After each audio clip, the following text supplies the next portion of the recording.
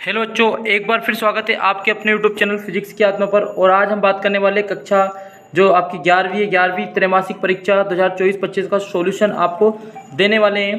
तो आपने कितने सवाल यहाँ पे सही किए और कितने क्वेश्चंस आपने गलत किए हैं ये आपको यहाँ पर मिलाना होगा।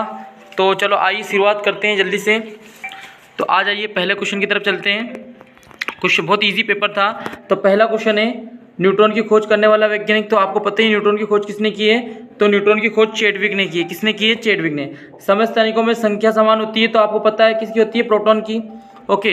तीसरा है आपका, निम्नलिखित में उभयधर्मी ऑक्साइड कौन सा होता है? Al2O3।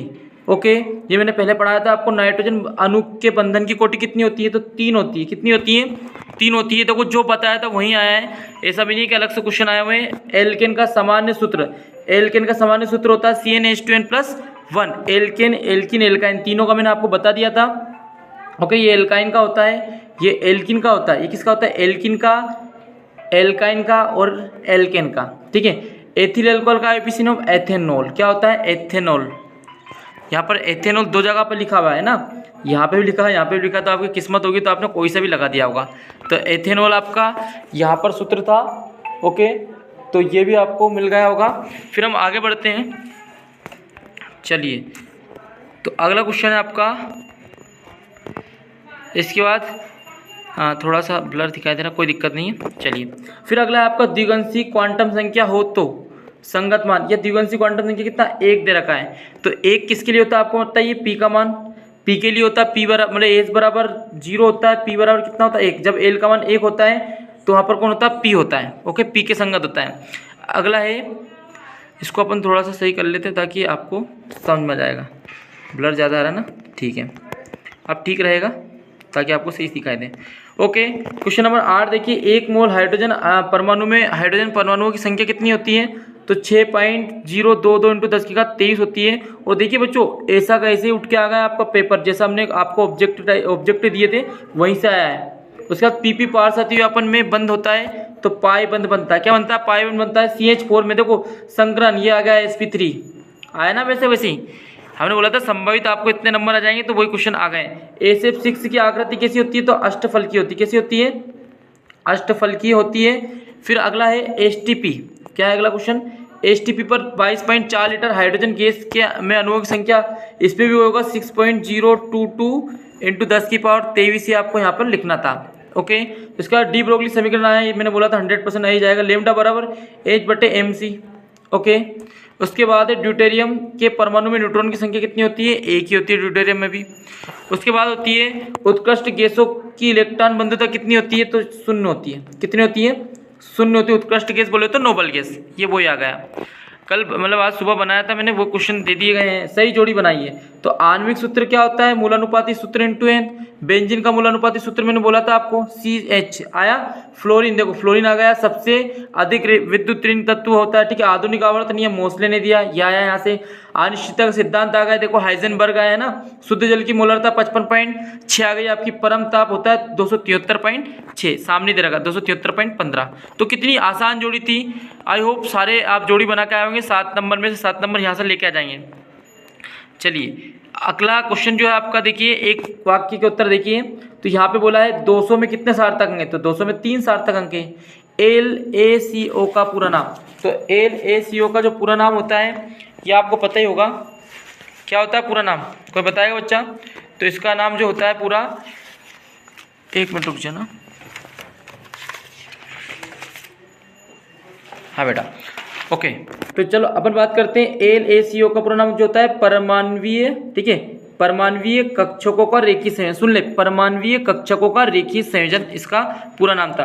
ऐसे साथियों अपन का देखो बनने वाला जो बंद होता है वो कौन बनता है? सिग्मा बनता है। H2O बंद में बंद कितना होता है? तो 104.5। ओके, वैसे वैसे उठ के क्वेश्चन आ गए, कोई चेंज भी नहीं हुआ मेरे हिसाब से। आधुनिक आवर्त सारणी वर्ग में ऊपर से नीचे जाने पर कौन सा गुण बढ़ता है? तो परमाणु त्रिज्या। परमाणु त्रिज्या हमेशा क्या होती है? परमाणु त्रिज्या हमेशा बढ़ती है। बेंजीन के अणुओं में कितने सिग्मा कितने पाई होते हैं? तो ये बेंजीन होता है, आपने पढ़ा था ना बेंजीन इस तरीके से। ओके, तो मैं बताता हूँ आपको, तो आंसर बताता हूँ। 12 सिग्मा होते हैं, 3 पाई होते हैं। कितने होते हैं?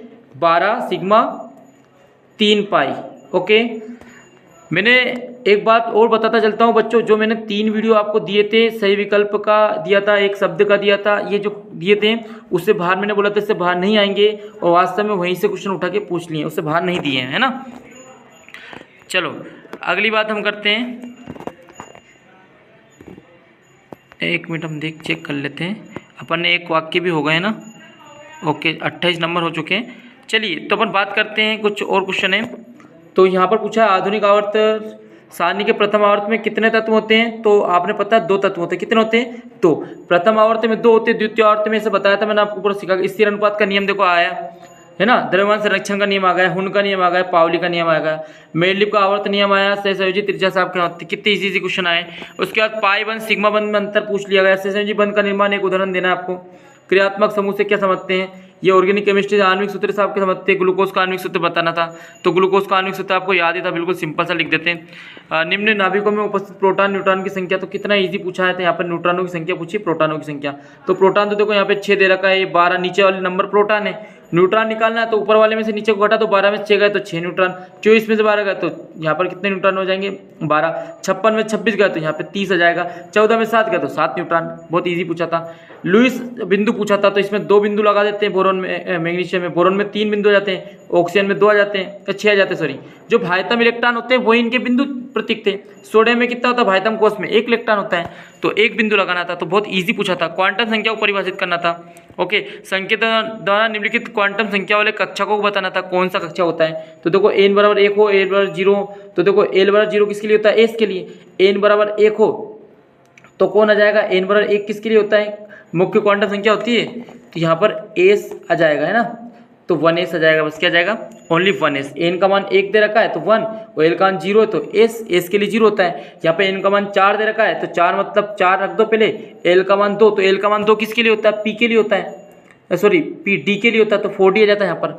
यहाँ पर n का मान 3 दे रखा है तो 3 लिख दो, l का मान कितना दे रखा है 1, तो l का मान देखो, l का जो मान होता है, l के मान s के लिए तो 0 होता है, p के लिए 1 होता है, d के लिए 2 होता है, f के लिए 3 होता है। जैसे मान लो यहाँ पर 3 दे रखा तो n तो 3, n वाले मान तो ऐसे कैसे रखने हैं आपको, बस पीछे चेक करना है। तो l का मान 1 दे रखा तो 1 किसके लिए होता है, p के लिए, तो p 3p आ जाता।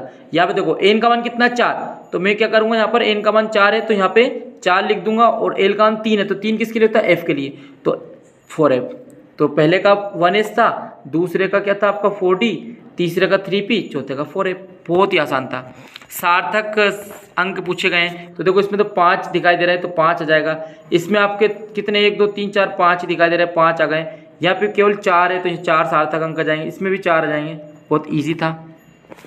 वैज्ञानिक संकेतन पूछा है, तो वैज्ञानिक संकेतन का मतलब होता है पॉइंट को उठा के यहाँ पे लाओ। तो हमें पता है इधर की तरफ जाएंगे घड़ी की दिशा में तो माइनस घात आएगी, इधर आएंगे तो प्लस घात आएगी। तो देखो यहाँ से जब यहाँ जाएंगे तो 2 नंबर इधर आए तो 5.7 इंटू 10 की घात 2 आएगी, लेकिन किस में आएगी, तो माइनस के 2 आएंगे। तो पहले का आंसर ये हो जाएगा। दूसरे की यदि मैं बात करूँ तो दूसरा में देखना, दूसरे में क्या करेंगे, पॉइंट मान लो यहाँ पे होगा अभी हाल फिलहाल, तो पॉइंट उठ के यहाँ पे आएगा तो क्या आएगा 3.2400 इंटू 10 की घात क्या आएगी, तो कितने नंबर इधर गए 1 2 3 4 नंबर उधर गए, इधर आए हम तो प्लस में आएगा, यानी 10 की घात कितनी आएगी 4 आ जाएगी। ये आपका सेकंड का आंसर। आप चाहते तो 3.24 भी इसमें लिख सकते थे, 10 की घात 4 ही आएगी। लेकिन फिर देखो यहाँ पे क्या होगा, तो यहाँ पे देखो एक पॉइंट यहाँ से उठ के यहाँ जाएगा 8.2, यानी कि 1 2 3 4 5 पॉइंट इधर जाएंगे तो 8.2 इंटू 10 की घात 5 आ जाएगी।